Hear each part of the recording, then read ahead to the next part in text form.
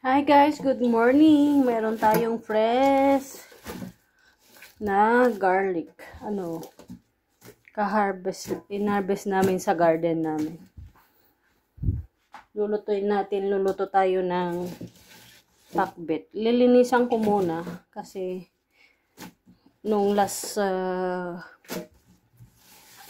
kailan ba? Monday ko pa siya, Monday pa na harvest ito. Hindi ko lang siya na video. Ayan, lalaki niya oh. Fresh garlic yan. Tapos yung iba, lilinisan ko. Tapos yung iba, pipreser lang namin para meron kaming stock. Kasi ito lang yung na namin. Ito lang yung tinanim namin pala. Ayan. Fresh bawang. Guys, dyan, lilinisan ko muna ha. Kasi medyo madami-dami siya. Ayan guys, lilinisan ko muna.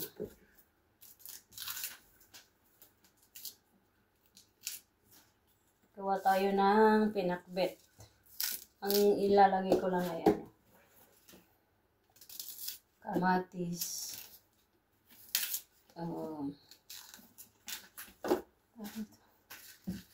Ampalaya.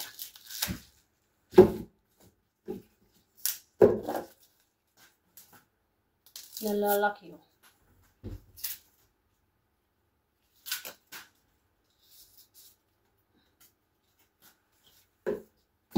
Yun lang ko lang kasi akong may time mag-iinis ito. Hindi ko lang pinapakita sa video.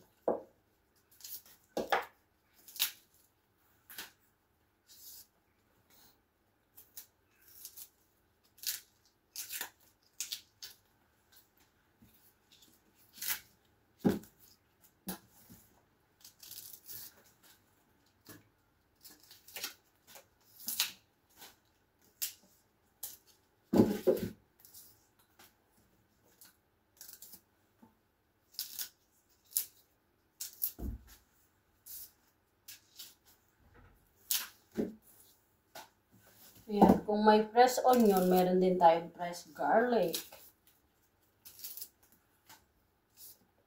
Bango.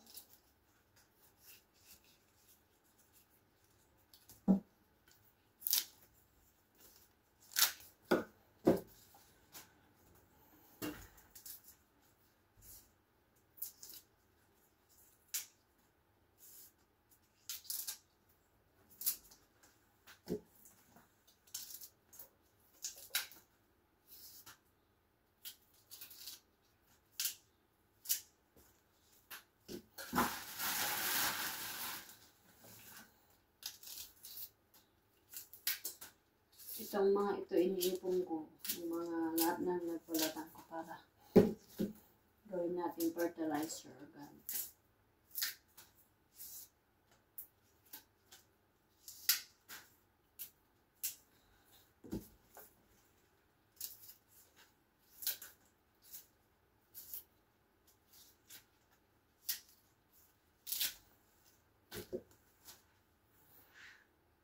Yan guys, habang linilinisan ko tong garlic, may na natin yung ilalagay natin karne.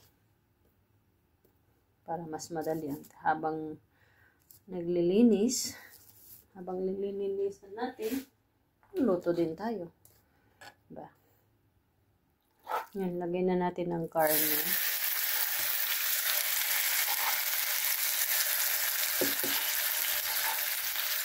Madali yung trabaho. Habang nililinisan natin,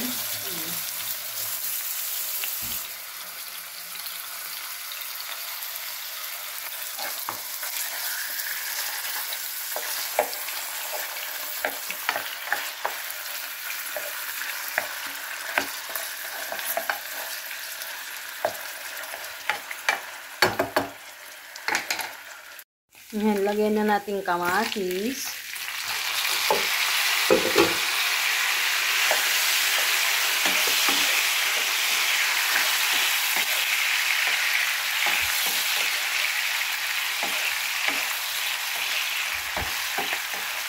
Mabango na. Tapos, yan.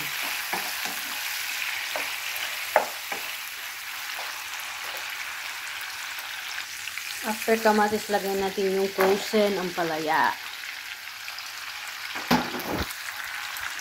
Yan lang natin siyang maluto.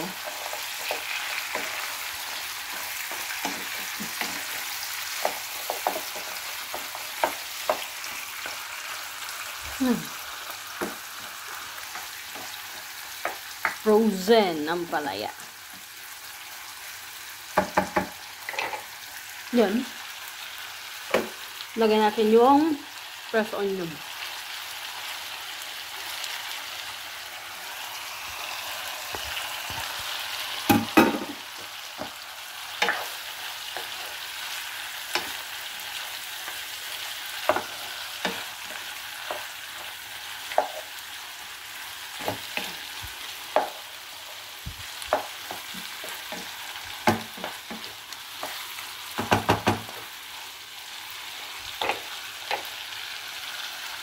Ayan, lagyan natin ng konting tubig para maluto.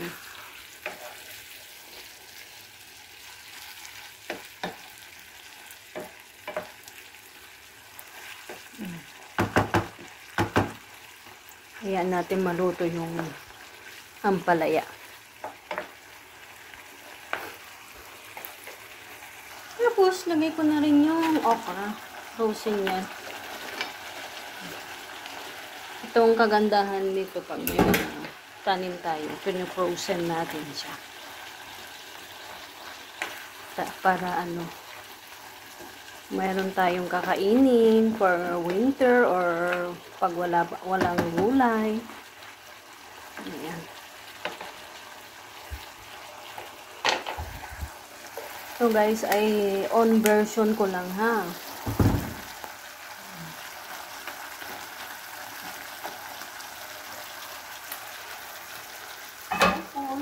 After that, ito yung bawang na. Ito yung pinaka main ingredients. So, bawang. Lagay natin yan. Para maluto na. Naglagay na ako ng asin at saka paminta sa karne kanina. Total hindi naman masyadong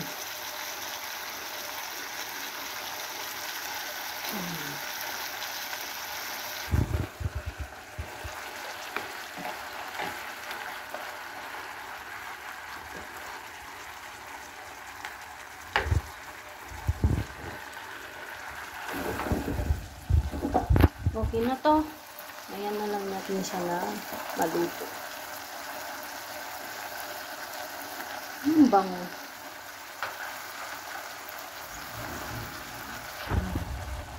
Yan guys, ready ng ating pinakbet. Hindi yan pinakbet pala.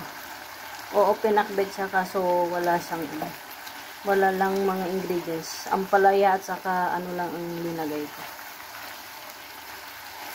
Pero ang pinaka-main niyan ay yung tawag nito. Garlic. Fresh garlic from the garden. Ayan. Yummy, yummy.